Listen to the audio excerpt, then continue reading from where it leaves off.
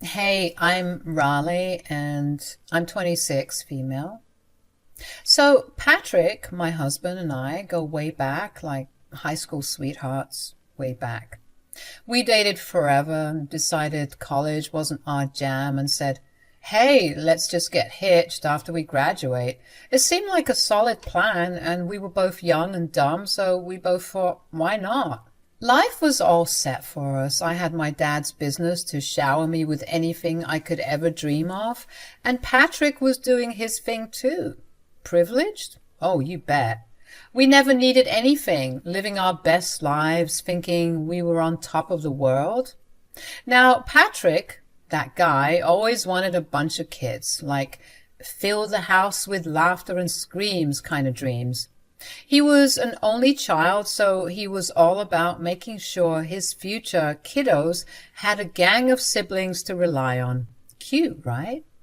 But here's where the story takes a twist. Try as we might, the whole baby making thing wasn't going our way. I had a string of miscarriages from 20 to 25, and let me tell you, that was a gut punch every single time. We were losing hope, and I started thinking Patrick would bail. One day, I straight up told him to go find someone who could give him the whole picket fence and bunch of kids deal.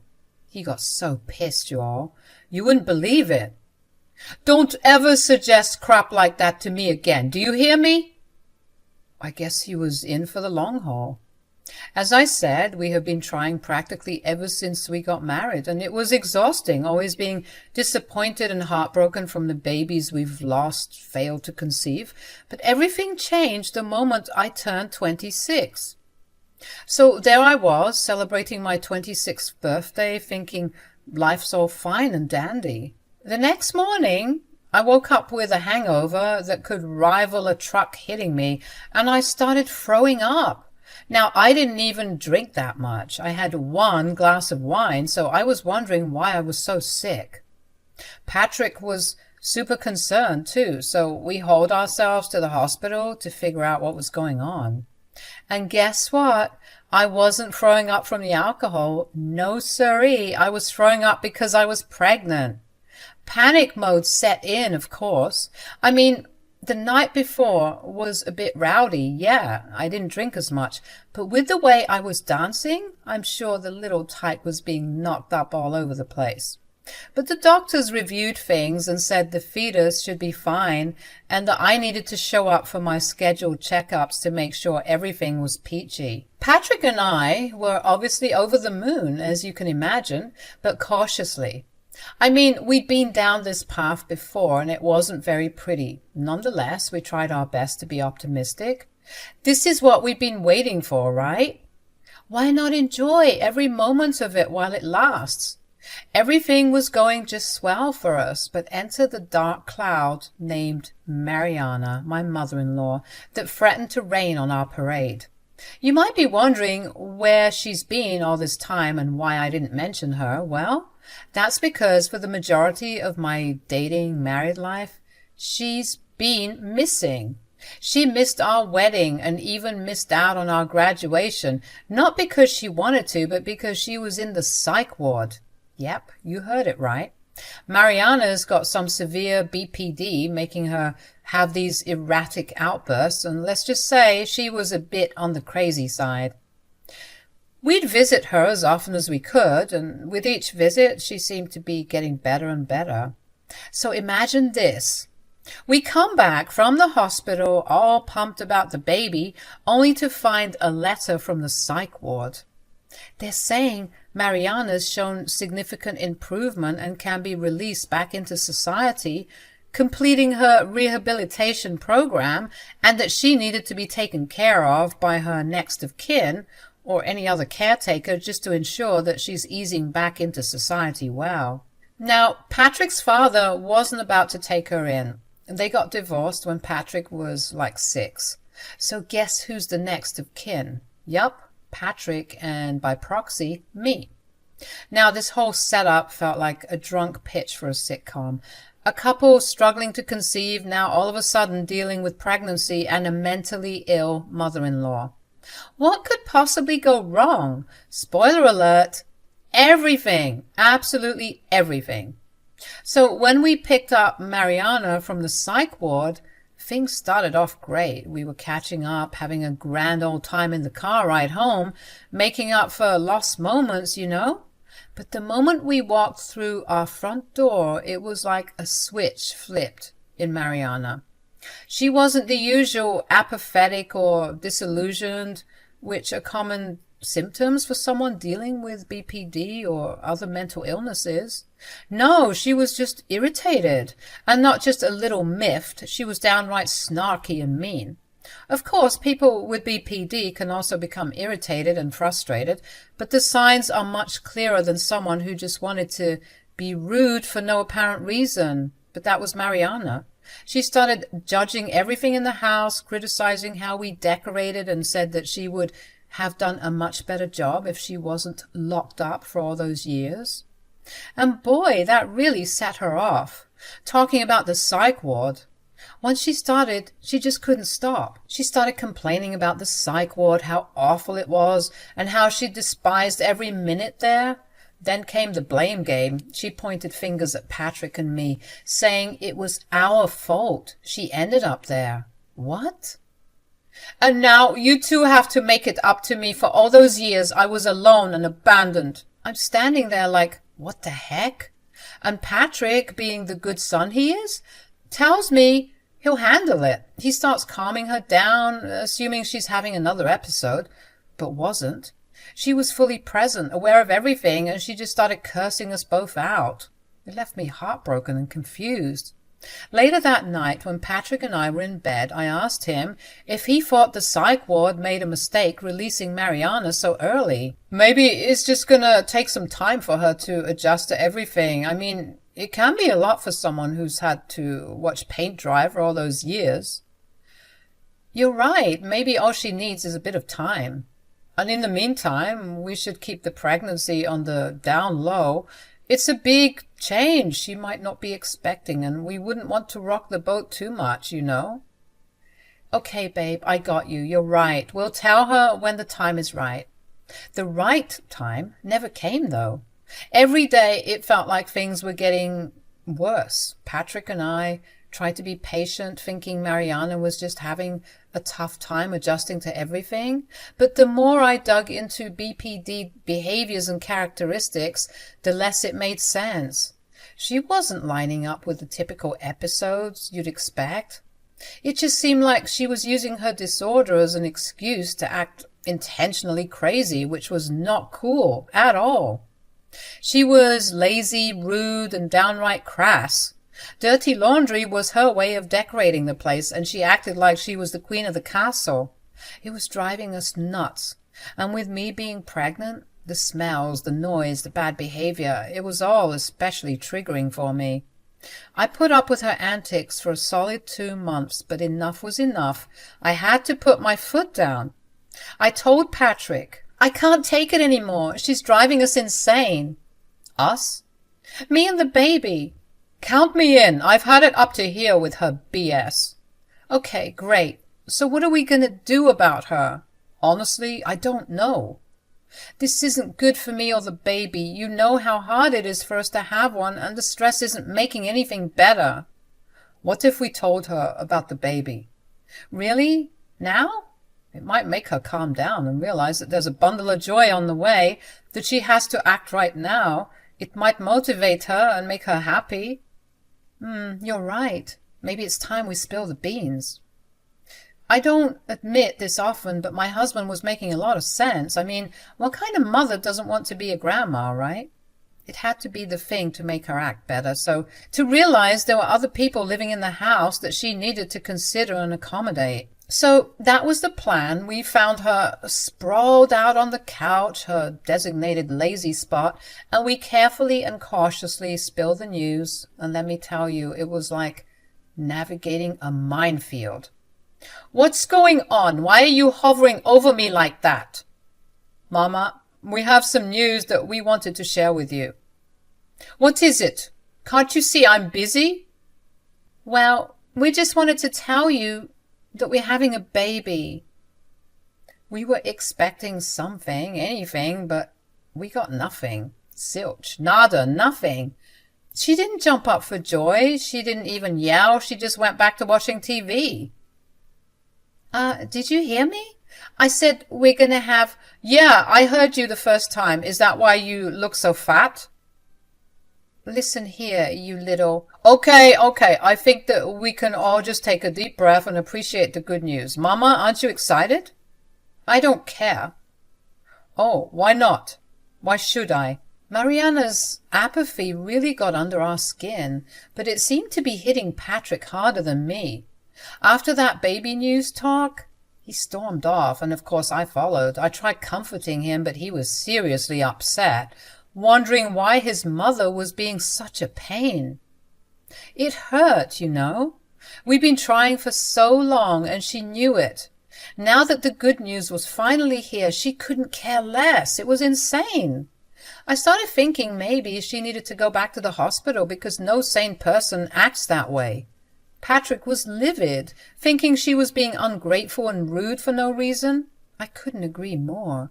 But I had a baby to cook, and Patrick had a business to run, so we decided to deal with Mariana the best we could while juggling other life priorities. We figured our love for her would be enough, but maybe we were approaching things all wrong. We tried spending more time with her and getting her into hobbies like crocheting and baking. Heck, we even took her to a butterfly sanctuary in the park. As well, of course, making sure she went to therapy. But she'd always cause a fuss, and it felt like anything we did just made her unhappy. So we kind of stopped trying so hard. And with the therapy, the jarring thing is that her therapist would report so much improvement that she probably would only need sessions once a week as opposed to the 4 sessions she was doing. Patrick and I were completely baffled, as you can imagine. It just wasn't making sense. Were all these doctors incompetent? Or was my sweet dear old mother-in-law just acting horrible with us? Now, I hit my 3rd month of pregnancy and the anxiety really kicked in. Normally, around this time, I'd be in danger zone of a miscarriage, so Patrick and I were on high alert, juggling Mariana's drama and dealing with the fear of losing another angel. Thankfully and surprisingly, after checkups and completing the 3rd month, stepping into my 2nd trimester, Patrick and I got the good news. Everything seemed normal and okay. I was set for a happy and healthy pregnancy. You can imagine we were over the moon. We'd never made it this far before, and this was obviously cause for a celebration. So Patrick decided to celebrate our progress by taking Mariana and me to this fancy restaurant. It was meant to be a double whammy, celebrating the good news about the pregnancy and breaking it to Mariana that everything was going well with the pregnancy for once. I tried rationalizing her nonchalant attitude the first time. Maybe she was just used to hearing sad news whenever we lost a baby and decided that she couldn't get her hopes up anymore in case she'd be disappointed all over again. I figured this time would be different, you know, since we got such good news on our progress. But when we shared the news once again, we got crickets. It was weird as heck, and Patrick was pissed all over again. He even ended dinner early because of how angry he was, so we drove back in silence, and when we got home, Patrick started pacing and wondering why his mom was always so distant, but always so animated and rude at the most inconvenient moments. I guess that was the BPD flaring up again. But again, as her therapist said, she's been doing significantly better, so why was she only doing this with us? I tried to calm him down, telling him not to let her bitter attitude ruin this moment for us. He eventually agreed, and we decided to keep doing our best to make her happy and listen to what her therapist had to say. 3 more months rolled by, and I was nearing the end of my 2nd trimester. I was wobbling around like a beach ball, and my feet were already looking like balloons. Being pregnant and dealing with a mother-in-law ain't no walk in the park, let me tell you. The more I was showing, the meaner she was getting, calling me a whale, a cow, all sorts of charming names. One night, Patrick was working late into the night, not unusual. He often came home pretty late anyway. Some days it was like 2 a.m., so it was just Mariana and me in the house, and it was a pretty chilled night. We were watching TV and I was munching on some grapes when Mariana decided to call me out for eating so much. I told her I was eating because I was hungry, but she insisted I was just making excuses for being a fat ass, which was rich coming from her. I mean, I was making organs all day. What was her excuse? The next thing I knew, we were in a full-blown argument. "You're no good for my son." "Right back at you, Toots." "What's that supposed to mean?" "It means you're a horrible mother." That's when Mariana dropped a bomb. She had been typing up something for me, claiming it would make me a more productive person because in her eyes, I was just so lazy. She handed me a fat stack of papers she had managed to print out. It looked like a list. When I took a peek, it was a chores list specifically for the whale to complete. I started scanning through this list, and let me tell you, there were some wild things on there. Train the dust bunnies in the corners to do synchronized dances. Conduct a detailed interview with each piece of cutlery to assess its job satisfaction. Teach the plants to recite Shakespeare for optimal photosynthesis. Mariana, you can't possibly be serious. I'm dead serious. You need to do all of those things or else, and there are 9 more pages for you. So I suggest you better get started. That's when I knew that this woman was crazy. She clearly had lost her mind, and with her temperament, I no longer felt safe in the house. I calmly tried to tell her no, realizing that she might have been going through another episode, but this just made her even more angry. Mariana looked like she was about to murder someone. She stormed off to the kitchen, and for a moment I thought she had gone to get some water or something to calm her down. But when she came back out, she was holding a knife. I tried to get up as quickly as I could, given my state, and started backing away. The therapist had told us that in seemingly violent episodes like this, we should stay calm and try to soothe Mariana, even trying to call people for help if things get really scary. But none of the tricks were working, and fear was settling in. I looked at my phone, which was too far out of reach at that moment, and Mariana noticed. "You can't call for help now, Raleigh." Mariana kept pushing up on me, and I found myself by the front door. She told me to get out, claiming I was lazy and a waste of space. I obviously told her I couldn't do that, but she didn't care. She insisted, and eventually I caved.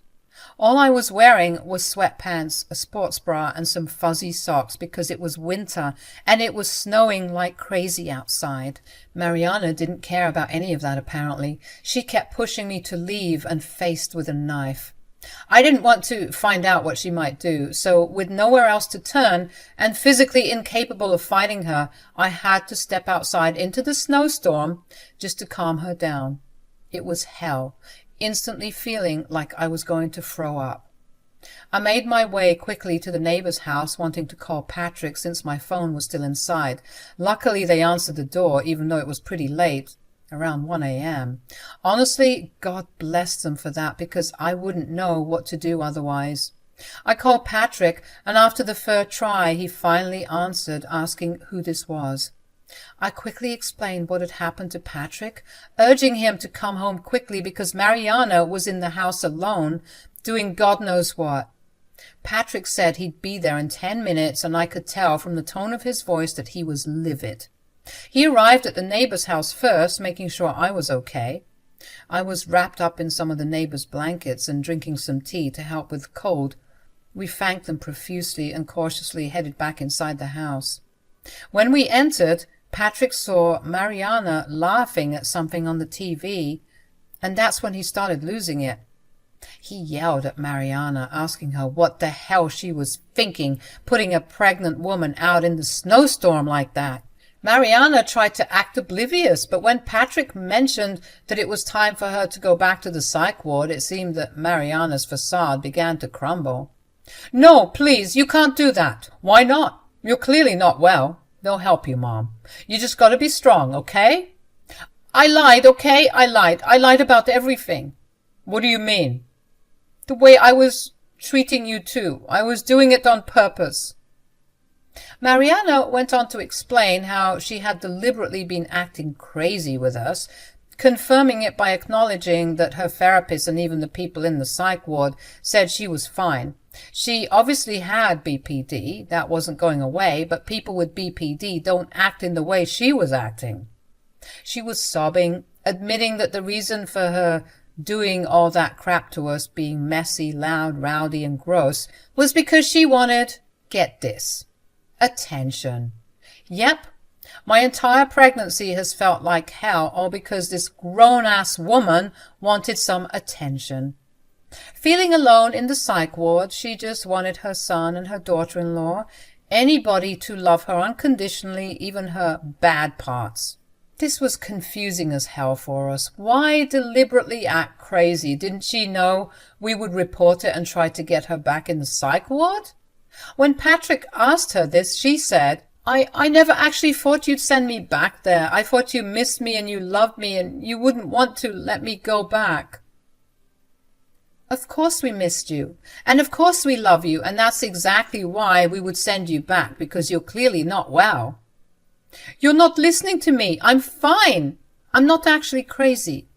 That 10-page chore list I gave you, yeah, I just made that up. And that time I put my dirty underwear in the blender, that was part of the performance too.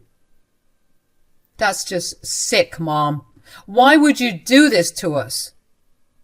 Mariana explained that when she was in the psych ward, there was nothing for her to do, and she felt like one little misstep and everyone was hounding her. She just wanted to feel free, but Patrick didn't appreciate this one bit, calling her evil and selfish, especially when it came to me and carrying a baby. Mariana admitted she was jealous of me and the baby because she knew we would be the center of attention once the baby was born, and she didn't know how to take that news. Then Mariana got on her knees and started begging us not to take her back to the psych ward, saying if she knew we were seriously considering it, she would have come clean months ago and stopped the funny business. Mariana, honestly, I'm disgusted. How could you do that to me? To the baby? I might have gone overboard, I'll admit that, but you have to believe me. No, I don't believe you, not for one bit. This is exactly what a crazy person would say. But I'm trying to tell you, I'm not crazy. I told Mariana that I would call her therapist and tell her to come because it was an emergency, just so they could come and assess the situation, because I was so confused and exhausted by everything at that point. Patrick was still talking to his mom, and she was still on her knees begging and pleading, but I had to do what I had to do. Even if she was telling the truth and she actually was pretending to be crazy as some part of her twisted plan to get more attention, I still wanted to see her getting taken away, because if any of that was actually true, then I could never forgive her for that crap. She put me out of my house, for God's sake, in the freezing cold, and she expected forgiveness to come that easy? Maybe she really was crazy, if she ever believed that. She was sobbing on the floor when her therapist as well as a paramedic arrived at our home, not making her case look good if she was actually mentally stable, in my opinion. I explained the situation, showing them the list of chores she had given me as some form of proof that she was clearly unstable, because what she had typed up was complete nonsense, and I told them to take her back to the psych ward so that they could assess the situation. She was kicking and screaming the entire way to the van they brought, but luckily the paramedic could handle her. Patrick and I watched from the door, and the entire time she was yelling, "I'm not crazy!" But Patrick and I couldn't be too sure. In either case, I was glad I was getting that nut job out of my life. Part of me hoped that she was telling the truth about her pretending to be crazy, because that meant that she had landed right back in her personal hell as punishment for her actions.